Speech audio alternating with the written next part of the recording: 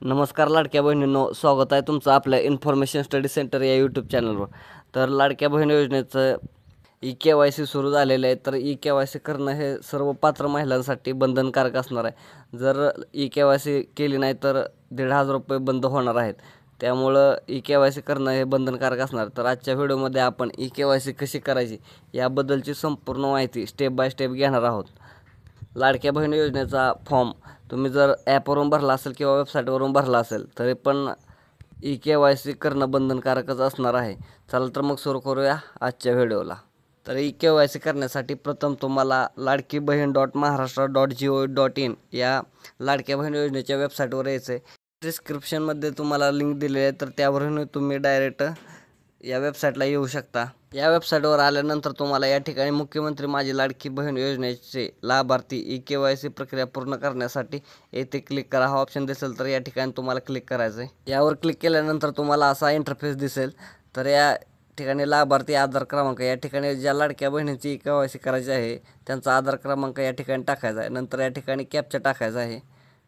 Captcha म्हणजे या ठिकाणी जे अंक दिसत आहेत ते अंक या ठिकाणी टाकायचे आहेत. ते टाकल्यानंतर खाली तुम्हाला इथं मी सहमत आहे असं ऑप्शन दिसत आहे, तर त्यावरती तुम्हाला क्लिक करायचं आहे. आणि त्यानंतर या ठिकाणी OTP पाठवा यावरती क्लिक करायचं आहे. OTP पाठवा या ठिकाणी क्लिक केल्यानंतर जो तुम्ही आधार कार्ड नंबर टाकलेला आहे तर त्या आधार कार्ड नंबरला जो मोबाईल नंबर लिंक आहे त्यावर एक 6 अंकी OTP येईल. तो OTP तुम्हाला या ठिकाणी टाकायचा आहे. आणि OTP टाकल्यानंतर या ठिकाणी सबमिट करा हा ऑप्शन दिसेल, त्यावरती तुम्हाला क्लिक करायचं आहे. OTP सबमिट केल्यानंतर तुम्हाला हा असा इंटरफेस येईल. तर या ठिकाणी वडिलांचा किंवा पतीचा आधार क्रमांक टाका असा ऑप्शन आहे. तर या ठिकाणी तुम्हाला वडिलांचा किंवा पतीचा आधार क्रमांक टाकायचा आहे. ज्या लाडक्या बहिणीचं लग्न झालेलं आहे त्यांनी त्यांच्या पतीचा आधार क्रमांक टाकायचा आहे. आणि ज्या लाडक्या बहिणीचं लग्न झालेलं नाही त्यांनी या ठिकाणी वडिलांचा आधार क्रमांक टाकायचा आहे. आणि या ठिकाणी कॅप्चा दिसत आहे, तर हा कॅप्चा या ठिकाणी टाकायचा आहे. आणि खाली या ठिकाणी मी सहमत आहे या ठिकाणी क्लिक करायचं आहे. आणि OTP पाठवा यावरती क्लिक करायचं आहे.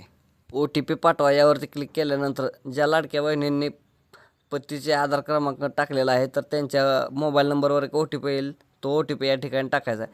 आणि ज्यांनी आपल्या वडिलांचे आधार कार्ड क्रमांक टाकलेला आहे त्यांच्या वडिलांच्या आधार कार्डला जो मोबाईल नंबर लिंक आहे त्यावरती 6 अंकी एक OTP येईल. तो OTP या ठिकाणी टाकायचा आहे आणि सबमिट करा या ऑप्शनवरती क्लिक करायचं आहे.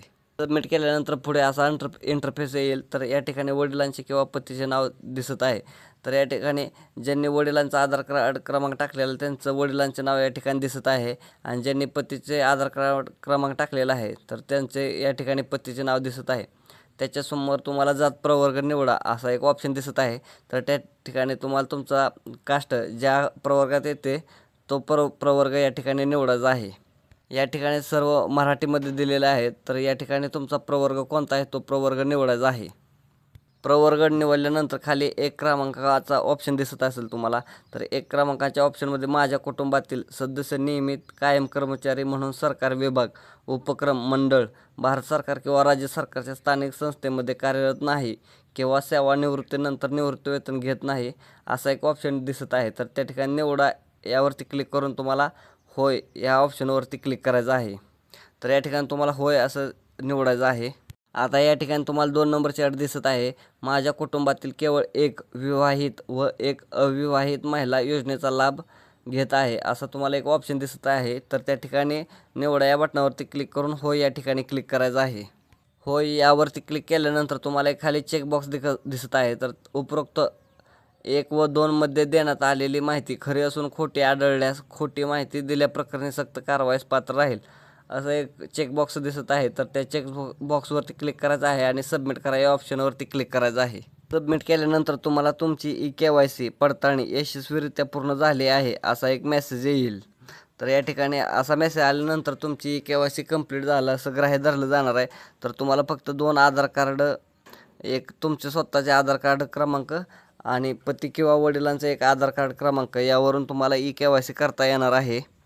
तुम्हाला जर ही माहिती आवडली असेल आणि माहिती पूर्ण वाटली असेल तर आपल्या चॅनलला लाईक अँड सबस्क्राईब करा. धन्यवाद.